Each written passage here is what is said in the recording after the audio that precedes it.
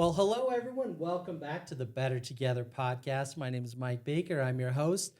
And welcome to, I don't know if it's season 2, but we made it past the pilots and we have our new studio. So we're super excited to share that with you.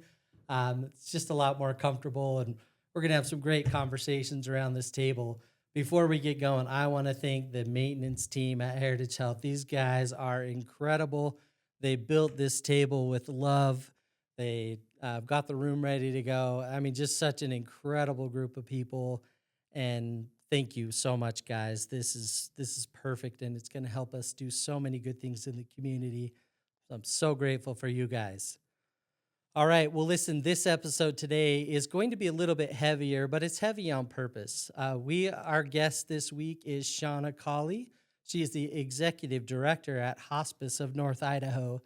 Shawna is incredible. We are going to have a really powerful conversation about what hospice really is, and how you can take a hard conversation and really turn that into power and control toward the end of life. In North Idaho, a lot of people really misunderstand what hospice is. So we're going to dig into that, understand what hospice is, talk about some stories with that. I think you're going to really enjoy this episode. So we're going to jump right into it with Shawna. Thanks again for being here this week.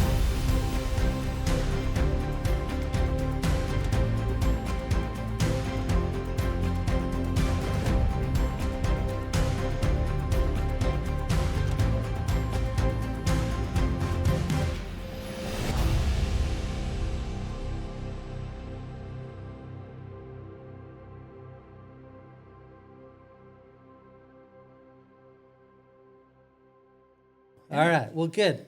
Well, hey, Shawna, thank you so much for being here. You know, we talked about all the great things that you're doing with hospice in the introduction, and I was so excited to be able to jump into this conversation and talk about it. And I think, you know, as people look at this episode and they think about hospice, it's really easy to look at hospice and death and passing, right, as a scary, sad thing. And you know, we lost my mom about 5 years ago to Alzheimer's. She passed away at home. You know, we're all together. I wish we had some hospice support with it, but God, I wish there was a little bit different experience, right? And there's that spot where when you can have families come together and have a very peaceful, graceful exit, and that's something that I've loved about hospice and the services that are provided within hospice. Before we get into that, talk about a little bit about your journey. Like, how did you get into this world, and what brought you there? Right. So I've been a hospice nurse for 15 years, but most people like yourself who get into hospice care have maybe an experience with hospice first, and I was kind of one of those unique individuals when I was in nursing school. It was like, I think I was maybe second semester.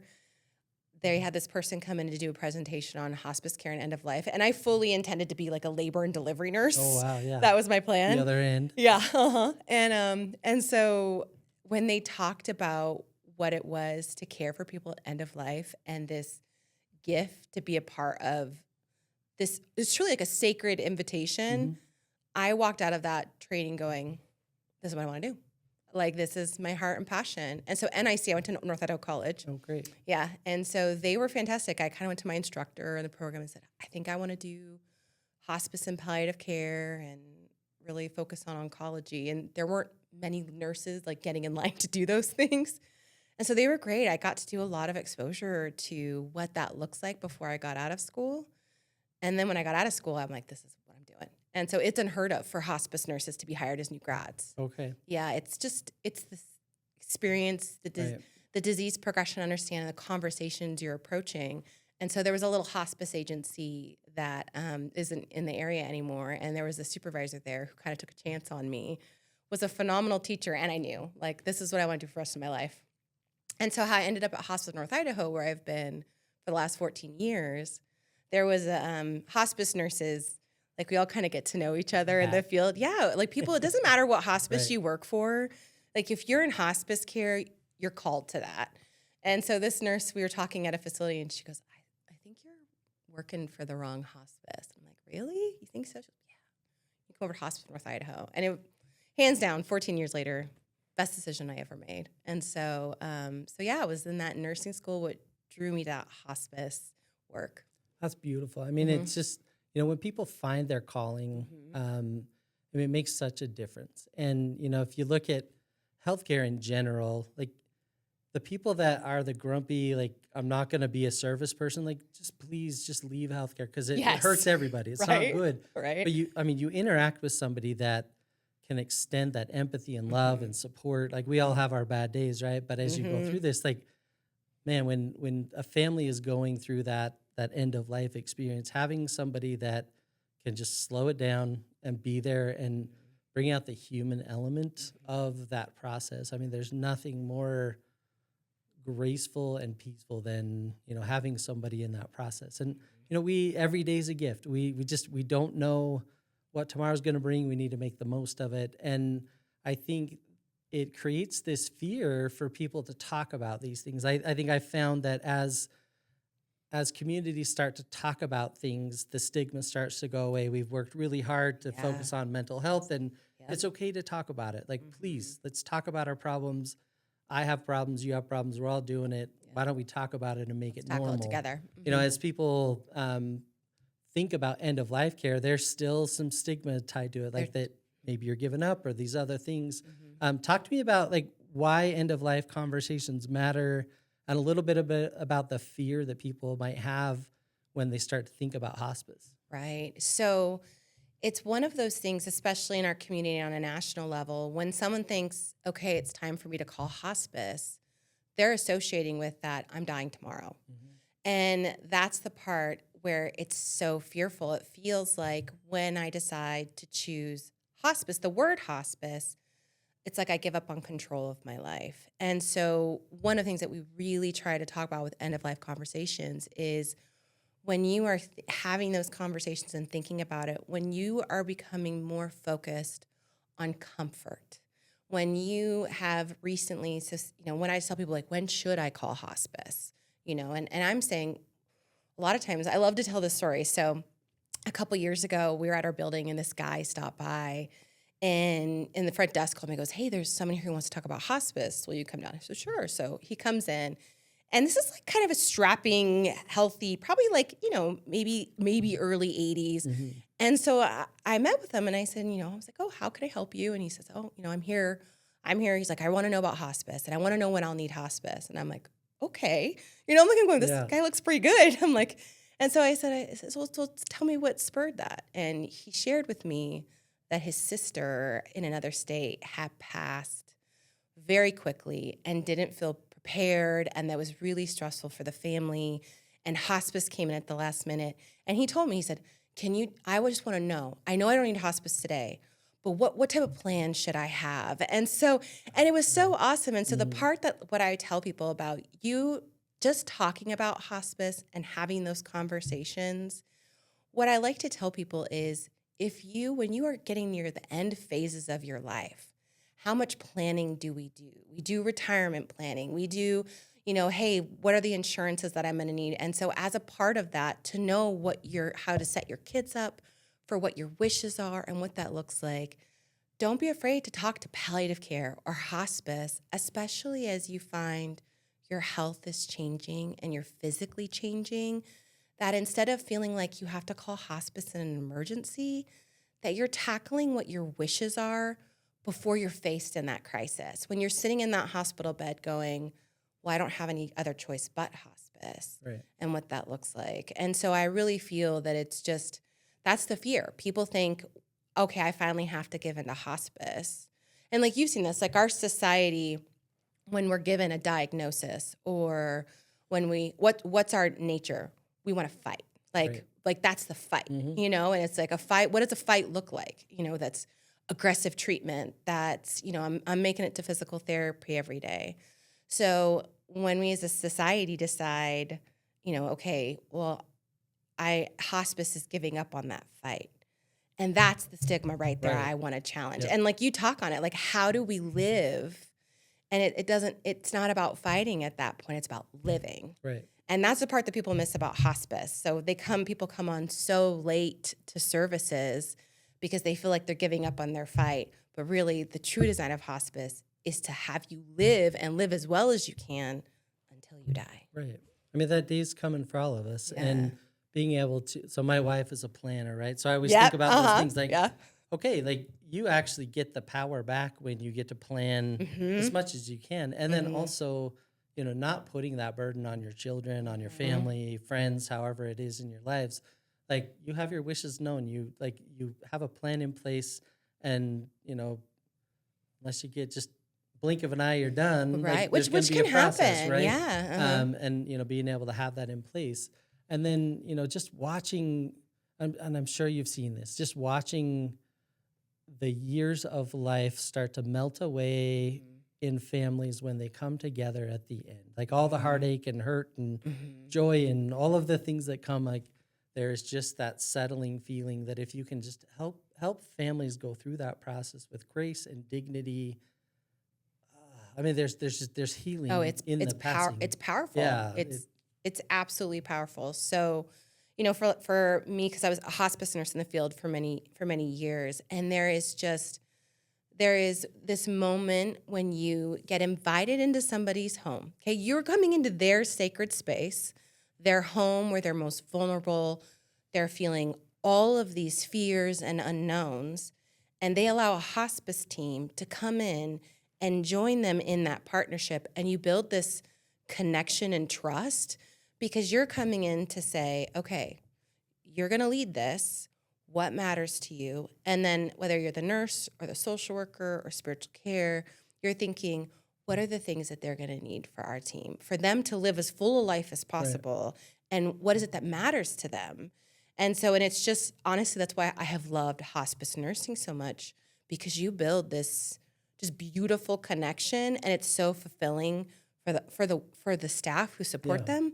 But then the families, you just gain this beautiful connection because we're all coming from this place. Like you guys see this with the work you do. You come from this place of intention, of compassion, and how can you give your expertise from this place and build this trusting relationship? It's one of the reasons I love hospice care so much. No, it makes so much sense. I mean, and I think in the healthcare profession, right, our providers, like our job is to fight this off as long as possible. Yeah. Right. And I mean, our mission statement is, you know, we exist to improve life. And it's interesting thinking about hospice in a space that improves life. And it absolutely does. You know, I've seen a lot of the ancillary programs that Hospice of North Idaho offers. Yeah. You know, the different ways that you go to great lengths to meet the patient where they're at.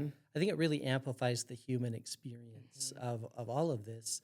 Let's talk just a little bit about sort of that, like what you've seen as far as the human element, working with families that are probably, you know, mixed emotions all over the place. What does that teach you about being human as you go through this very defining moment for so many people in their lives? I would say I always teach, this is one of my favorite things to teach my staff because so a family and their loved one and their patient are going through this intense, and can be peaceful, can be fun, can be sad, can be all of these things. But what I have truly learned as an individual and with human behavior, we all have positive and negative characteristics, right? And when we're under stress and intensity, those things are multiplied. So I lost my mother-in-law last year. That was my first true experience with hospice. And I was driving not only my team who works there nuts and my family nuts, because I felt like I always had to be doing something. I had to make sure everybody was okay. Oh, do you need a snack? Do you need to do this? And my husband finally looked at me and goes, Shawna, sit down and just be. Yeah. And so because of me, I was a little bit extra in that time frame. And so that translates to families. And I always teach my staff that, you know, if they're having an interaction with family, the family was really upset today.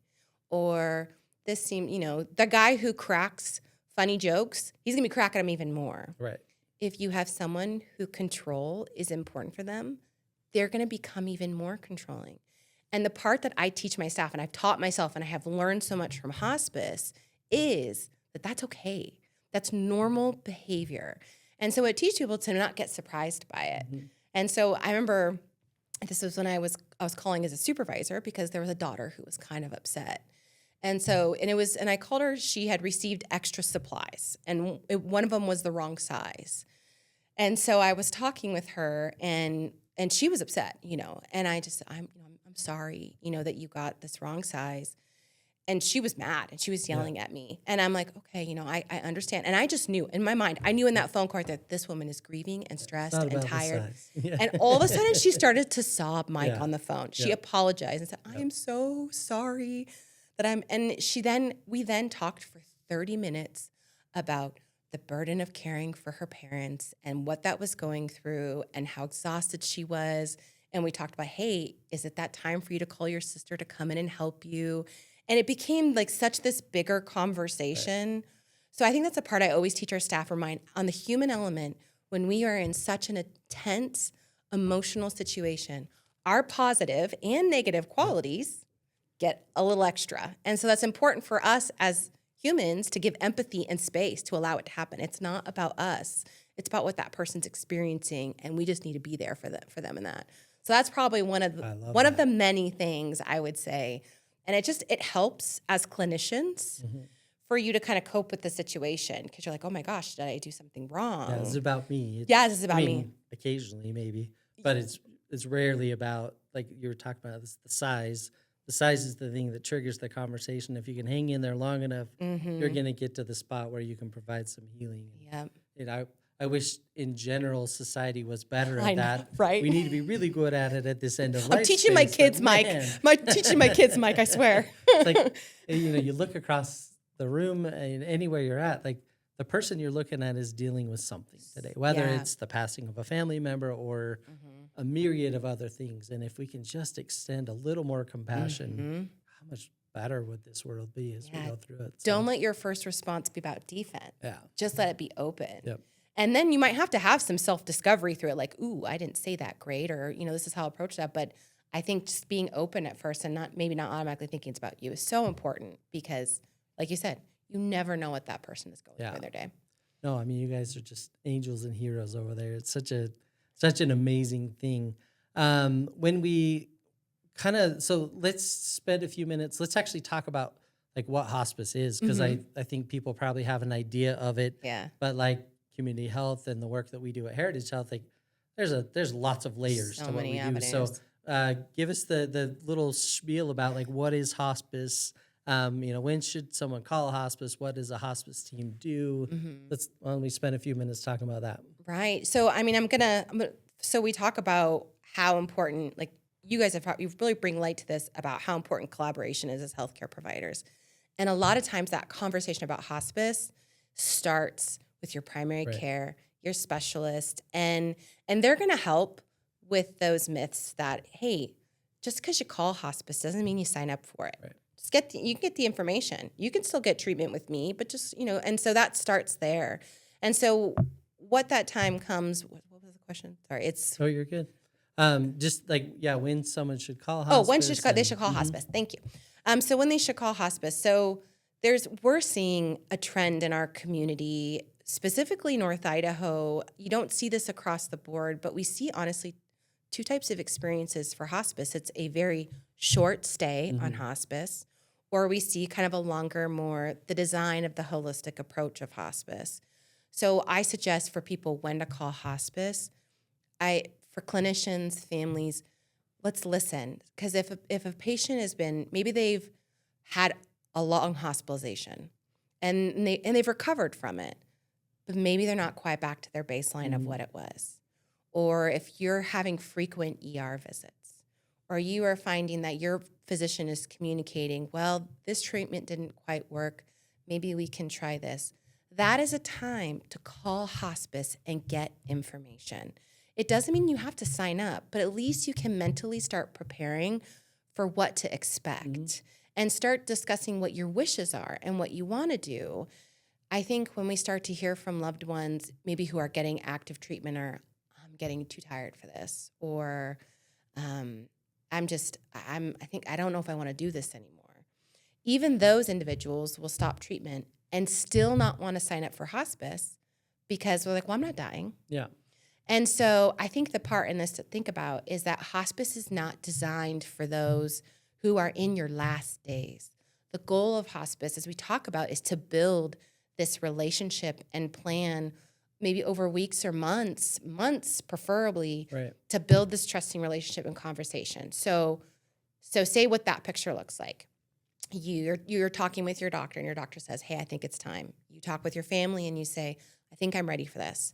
Hospice nurse will come out and do an admission and talk about education.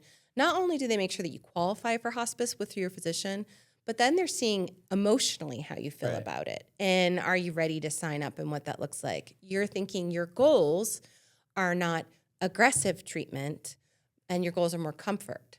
But I also want to plug that it does not mean do not treat. Right. Like we're if not giving up right now. right. Yeah, Like yeah. you have that wound. Right. Yes, we want to take care of it. You get bronchitis. Yes, you can have antibiotics. It's that line between my home treatments aren't working and I want to go to the hospital. Right. That's that line between aggressive treatment. And so that's a really common misconception too, because people think do not treat is hospice. That's not the case at all. It's about quality of life. I want a UTI taken care of. Right. You know, like, I mean, no thanks. You're helping people be comfortable in the process. Right? Yes, Yep. yes. Yep. And so typically for someone who is just entering into hospice, they'll have the nurse visit a few times at first.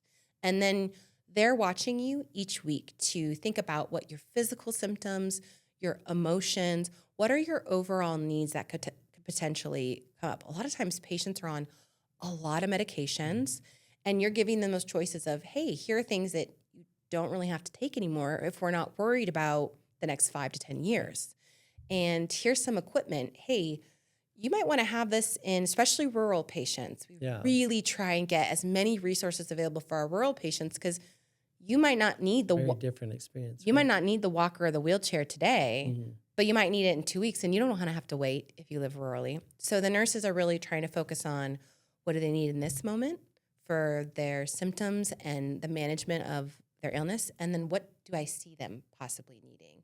And what medications or interventions could I teach them, the patient and the caregiver, about what that looks like? And then really the approach with hospice is holistic. You know, we can take care of our physical symptoms. Yeah. But you and I both know with your mom, when she was comfortable, wasn't there so much more? Like all your family, all the things to come together. And so that is one of my most favorite parts about hospice, that it's not just about nursing. There's a social worker who's going to come in and talk to you about, hey, how can I help you get your affairs in order? If there's just things that you need to discuss or feel, the social worker is a beautiful resource a lot of times to the caregiver because they're looking at them and say, hey, the patient has the resources they need. They have their lovely spouse, but what do they need to continue this? And, you know, have you thought about having your daughter do your grocery shopping for you during the week? And so it's never just a hospice patient on our services. It's the hospice family unit. Yeah. Right. And so, and then also spiritual care. And it's not that it's not religious based. It's going in and having a conversation about what their spiritual needs, because spirituality can be so much more than just a religious belief, such as Catholicism. It's like my father-in-law, and bless the spiritual care coordinator who sat with him. He's not a very overly religious man. But when my mother-in-law was dying, she came in and he got to have the most philosophical, kind of weird conversations about what afterlife looked like and what he thought life looked like up into that. And she just engaged with him and just gave her opinions and talked about ideas. And he needed that in that moment. And so that's just the really one part about that spiritual care. It's not just truly always about our traditional belief systems. We might have things that we need to work through that are spiritually based. And then our angels, CNAs. Yeah. It is the most intimate relationship that is built. It is the most trusting relationship. Because think about where you have been caring and cleaning your own body your whole life. And now you're leaning on somebody to help you do that. Think about, and our CNAs, any hospice CNA are angels. Yeah, absolutely. So are the nurses. They're all angels. But they're coming in and slowly offering and giving that help for someone to maintain their dignity in a way that they feel that they have control of that, whether that's helping them shower, wash their hair, that might just be clipping their toenails. It's really about that point what the patient is ready to take help from and what maybe to relieve family a little bit, because that's the other part. Our patients don't want to feel like burdens. And so if we can bring that in as well, our CNAs are just wonderful. So they typically will come in twice a week, maybe more often, depending on what the needs are or if the caregiver has more needs. And so in the home setting, you're really trying to anticipate what the needs are, physically look at what the symptoms and what progression can maybe, and then what's the stability of what resources they need, whether it's psychosocial support or family. And then I think one of the most important things that hospice offers is that 24/7 nursing. 2 a.m, I have new pain. They can call. They can call and say, hey, what should I do? And they try this and they say, okay, hey, can someone come out and see me? And so the nurse will come out and we'll come see them and go out and see them in the middle of the night. And that's where it's helping achieve those wishes of, I don't want to go to the hospital. I want to stay home. And so if something new comes up, they have a resource available to them. And what's wonderful about hospice is that we have nurse practitioners. There's great primary care providers in our community, our physician, people who we can call and say, hey, we need these orders and things to be changed. So we can do it timely. We can do it within an hour. And then we can work with a pharmacy to get the medications. And so they don't say, like, there's not a lot of emergencies in hospice, but trust me, when you're in pain, you want to make sure you can get the things that they need to them as quickly as possible. Oh, that's incredible. And then just, the walking side by side with the families, I think, is such a key part of hospice. We're also very lucky in our community to have something that not a lot of other communities have in the hospice house. Yeah, our inpatient unit. Let's talk about that for just a minute. I mean, that is a completely different experience for people and an incredible blessing for our community. I've had the opportunity to be there with a few people as they passed, and the feeling in that space it's incredible. And let's talk about that. What does that look like? Yeah, I've always I've worked the floor there. I've worked night shifts there, and I've always this community. The whole reason is here. I always have to say, because the community wants it. I mean, it's so unique in the care that it provides.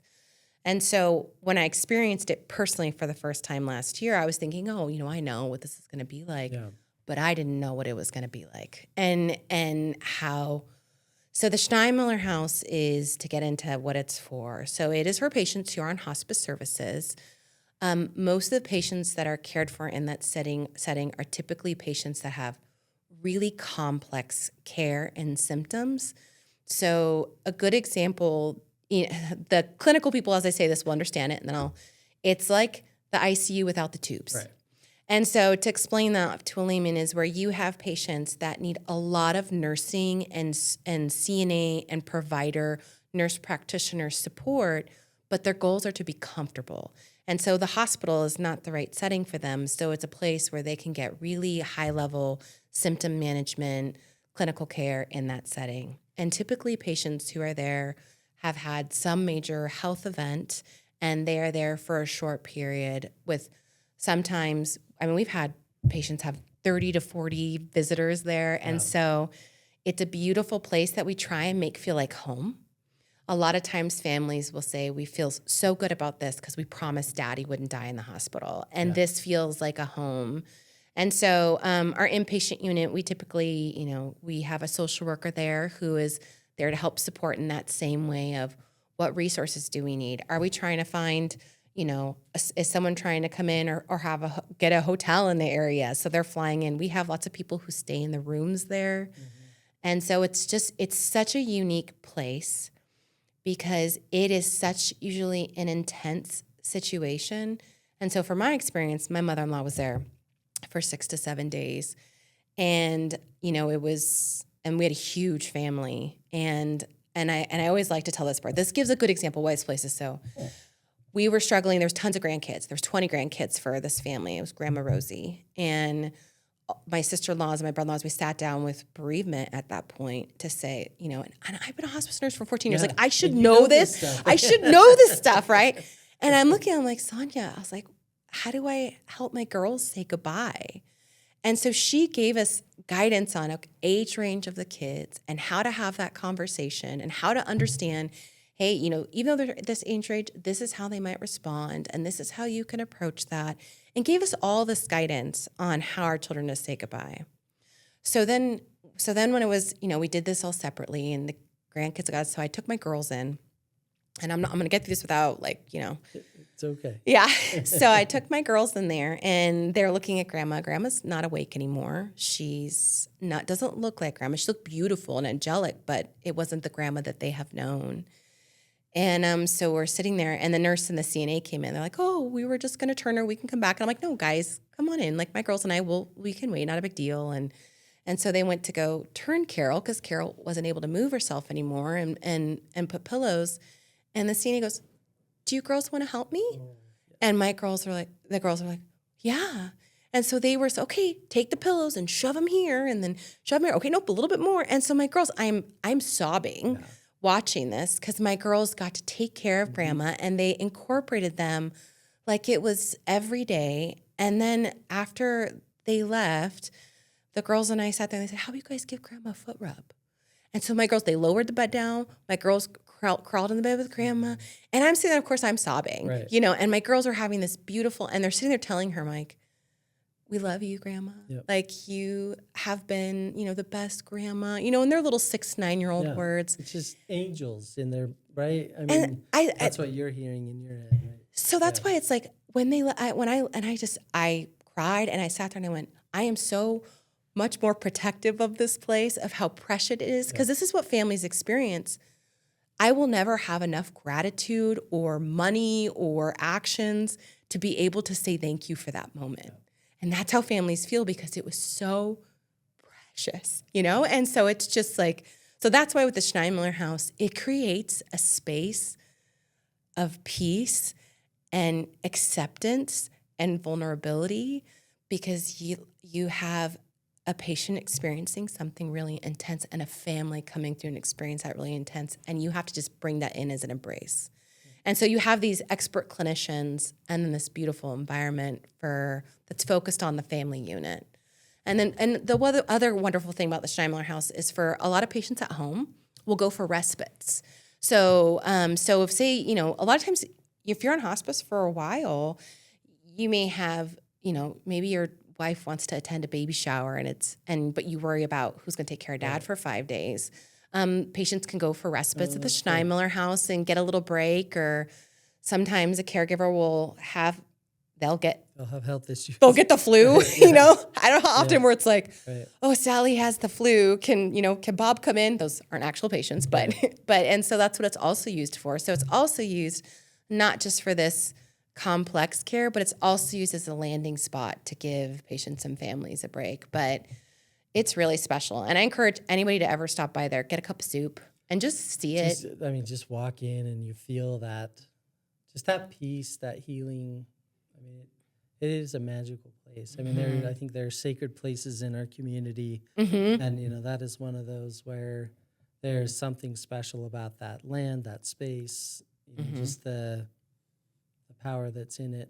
It's so much fun having this conversation, which is so odd, right? We're talking about a very difficult topic, but one of the things we talked about at the start was talking about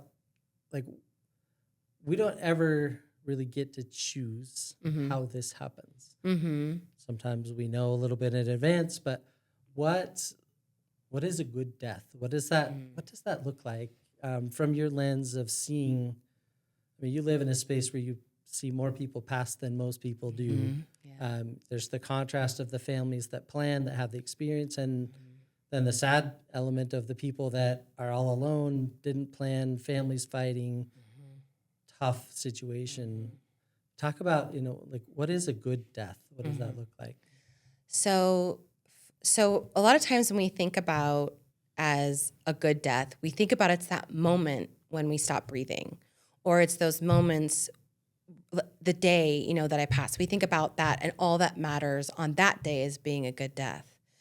And that is important. But when I see what a good death is, it is when as a hospice nurse or hospice worker, I have been able to help somebody for the months or however long up to that death to be able to live as fully as possible. So I'm teaching them how to conserve energy so they can go to their granddaughter's graduation. Or we're teaching them, hey, this might be some way to get your medication so you can have the energy to do these things. Or, I know you've been thinking about, should I call my sister or repair that relationship? That living life as fully as possible to where, and your body's changing. So you're not hiking Kilimanjaro, but what are your priorities during this time to help you achieve? And then we understand very clearly what you want your wishes to be. Do you want to be symptom free and have medications on board? Maybe you don't want to have as much medications, which is really hard for nursing because we always want to make sure we're like, we want you to be as comfortable as possible. But sometimes people have belief systems that are like, no, I really want it to look like this. And as long as we have that time to help you live fully, honor what your wishes are, and then in that moment, in that death, that we've been able to achieve all that, that's a good death. That is what a good death is, because that's what people think is hospice is just about that moment when they're dying.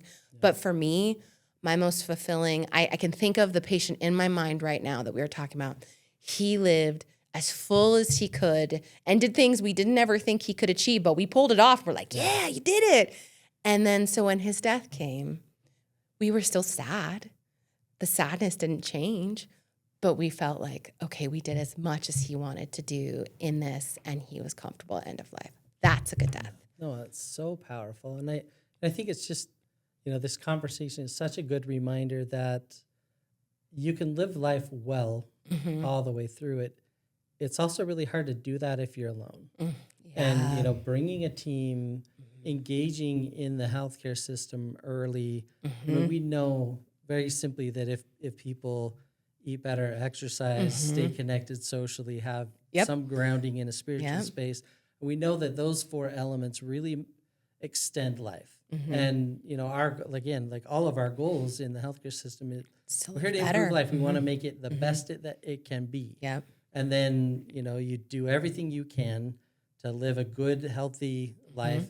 Sometimes something happens and it's a quick, sudden, we're done. And boy, that's great, right? Hopefully you lived a good life and things are there.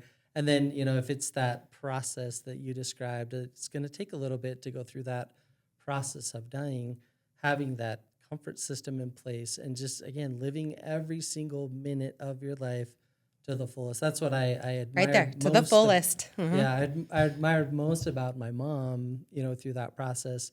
As she was slowly disappearing with her Alzheimer's, she would see a rock on the ground and just talk about how beautiful it was, and a tree, and she'd light up to a stranger. I mean, she lived every minute of her day trying to just find beauty and joy and bring that back. And I miss being able to call my mom and talk with her.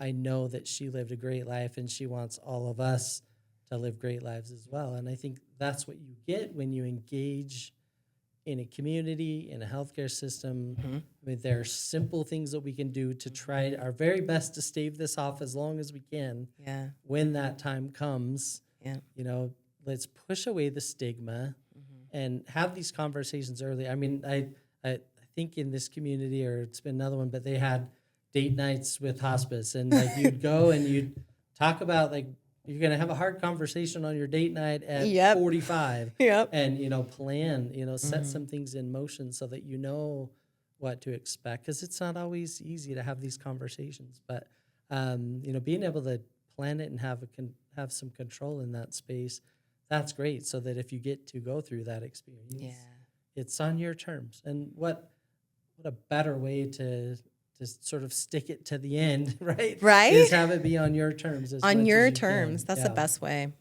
No, this has been such a fun conversation. Is there anything else you'd like to share about hospice or your experience? Anything you want to leave with our thousands of listeners that, pay attention Hundreds of thousands of listeners. I would say personally what I have learned the most by observing all of this is really what I learned the most from patients and families is don't sweat the small stuff. Like the little things that you think in life are taking you down. What people in this have taught me is life is too important. Relationships are too important. And so don't let the little things bog you down in life. And I think if I can remind people of that as a humanity, and that if your intentions are always in a place of good and, yeah, you got a flat tire, that sucks. But you're not going to remember about it in a week. Don't let those little things bog you down. Live life as much as you can. And I have to preach it to myself too. Yeah. Like I'm not perfect, Right. but that's what I have learned the most about being a part of those journeys with them, is to let these little things go, because really at the end of life and at the end of the day, your people who surround you and the things that you've made your priority are the things that have fulfilled you. And so that'd be my parting thought. I love it. It's beautiful. Well, this has been a heavy conversation today as we go through this. So I do want to say, if any of this conversations triggered you or put you in a bad place, there's a 988 helpline that's available for anybody. You can call providers at Heritage Health, and you certainly can reach out to the team at Hospice if you have questions and want to have conversations.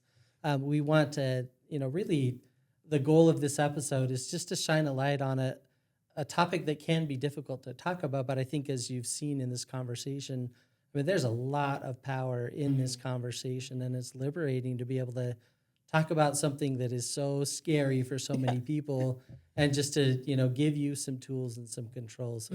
It's so great to have you here with us today, Thank you. It's been Shawna. awesome. Thank You to much. Heritage Health. You guys do a phenomenal job in our community. It's that primary care piece, that connection there. That's what sets us up. So you guys do a great job. All about working together. Right? It's that collaboration. Better together seems like it Is makes that what sense. it better together? That's great. Well, thank you very much. Hope you all have a great week. We'll see you again soon.